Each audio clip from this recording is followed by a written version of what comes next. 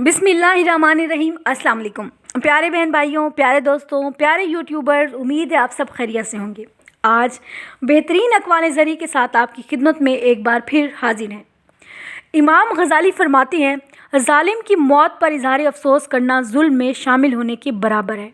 लिहाजा जो जुल्म करता है उसकी मौत पर कभी अफसोस ना करें, क्योंकि उस ज़ालिम के साथ उसका जुल्म भी वहीं पर ख़त्म हो जाता है। जिसका लिबास फटा हो और हल्का हो गया हो, इसका ईमान कमज़ोर हो गया।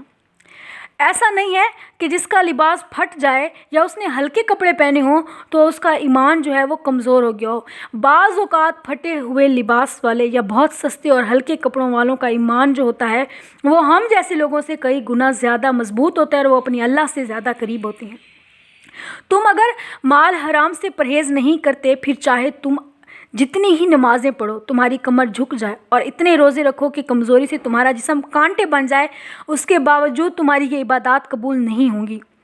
फ़कीर को सदको खैरात देकर जताया मत करो, बल्कि इसका शुक्र अदा करो कि वो तुम्हारे लिए ज़ख़ीरा आखिरत जमा कर रहा है। ऐसी अमीरों और बादशाहों से दूर रहो जो दीन और शरीयत से दूर हों।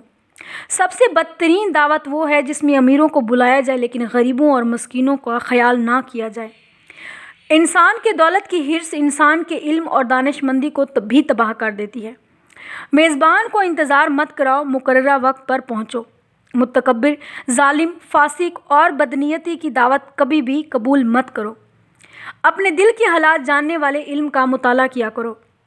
आबिद को खाना खिलाना इबादत में मदद करना और फासिक को खाना खिलाना फसक में उसकी मदद करने जैसा ही होता है। खुराक भूख से कम खाओ ताकि इबादत के लिए ताकत और सेहत मुयस्सर हो। मेहमान के आगे कम खाना बेमुरव्वती है और ज़्यादा खाने के पकवान रखना तकब्बुर है।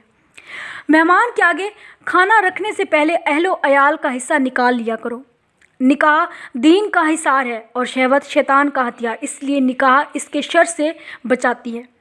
औरतों को ज़ौफ़ और सत्तर से पैदा किया गया है। ज़ौफ़ का इलाज खामोशी है और सत्तर का इलाज पर्दा है। कभी गुस्से में भी तलाक का लफ्ज़ ज़बान पर मत लाओ। अल्लाह को ये अमर बहुत ही नापसंद है और इससे औरत की दिल शिकनी होती है। तो हमारी आज की ये अक़वाल ज़री उम्मीद है आपको पसंद आई होंगी, और इन अक़वाल ज़री में आप लोगों के लिए कुछ राज की गहरी बातें होती हैं।